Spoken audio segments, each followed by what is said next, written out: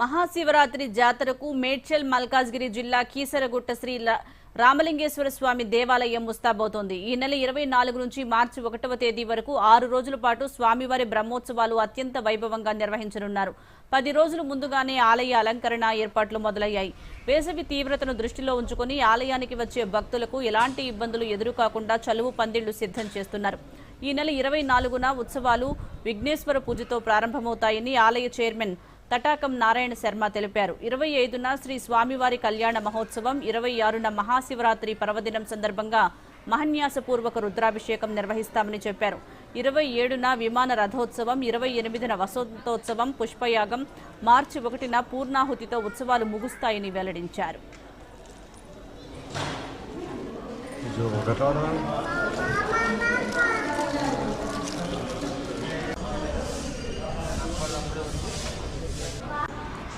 ఈ కీసరగుట్ట క్షేత్రం చాలా మహిమాన్వితమైనటువంటి క్షేత్రం.